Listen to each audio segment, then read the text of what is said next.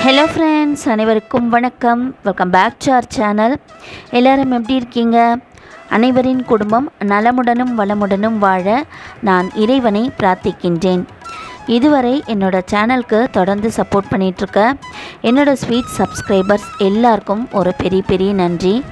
இன்றைக்கான வீடியோவில் என்ன ஷேர் பண்ணியிருக்கேன்னு பார்த்தீங்கன்னா, பஞ்சகவ்ய தீபத்தோட சிறப்பம்சத்தை தான் நான் ஷேர் பண்ணியிருக்கேன். நேத்திக்கு டியூஸ்டே என் முருகப்பெருமானுக்கு நான் பிரம்ம முகூர்த்த நேரத்தில் பஞ்சகவ்ய தீபம் ஏற்றிருந்தேன். பஞ்சகவ்யம் தீபம் ஏற்றுறதுனால நமக்கு என்ன நற்பலன் கிடைக்கிது அப்படின்னு பார்த்தீங்கன்னா, நம்ம பஞ்சகவ்ய தீபம் ஏற்றுறதுனால வீட்டில் ஒரு ஹோமம் செய்வதற்கான நற்பலன் கிடைக்கிது. நம்ம எப்போவுமே ஹோமம் செய்கிறதில்ல வீட்டில். அதனால் மந்த்லி ட்வைஸ் இந்த மாதிரி பஞ்சகவ்ய தீபம் ஏற்றுறதுனால நமக்கு வீட்டில் பாசிட்டிவ் வைப் நல்லா கிடைக்கிது. பஞ்சகவ்ய தீபம் ஏற்றும் போது அதில் ஒரு கொஞ்சம் போல் நெய் விட்டு பச்சை கற்பூரம் வைத்துட்டு அது மேலே ஏற்றுறதுனால ரொம்பவே நல்ல ஒரு வாசனையோடு பாசிட்டிவ் வைபோடு நம்ம வீடு இருக்கும். இந்த பஞ்சகவ்ய தீபத்தில் என்ன விதமான பொருட்கள் சேர்த்துருக்காங்க அப்படின்னு பார்த்தீங்கன்னா, பால், தயிர், பசு கோமியம், சாணம், நெய் இது எல்லாத்தையும் சேர்த்துட்டு பதப்படுத்தி அதை ஒரு பஞ்சகவ்ய தீபமாக ஏற்றுறாங்க.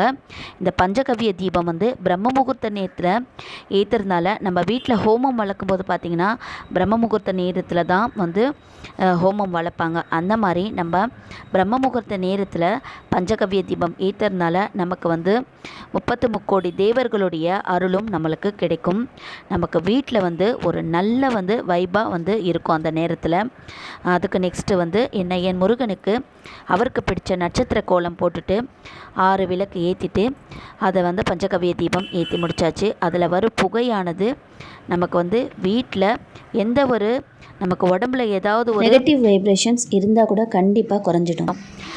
ஓகே ஃப்ரெண்ட்ஸ், இப்படி தான் நேத்திக்கு என் முருகனுக்கு பஞ்சகவ்ய தீபம் ஏற்றி நான் டியூஸ்டே வழிபாடு செஞ்சு முடிச்சுட்டு அதுக்கு நெக்ஸ்ட்டு ஈவினிங்க்கு மேலே சிறுவாபுரி கோவிலுக்கு போயிட்டு முருகப்பெருமானை தரிசனம் செஞ்சுட்டு வந்தாச்சு. சிறுவாபுரி முருகன் கோவிலில் நிறைய பேர் வேண்டுதல் வச்சுட்டு நிறைவேறுது அப்படின்னு சொல்லிட்டு சொல்கிறாங்க. நிறைய கூட்டம் அதிகமாக அலைப்பாயுது.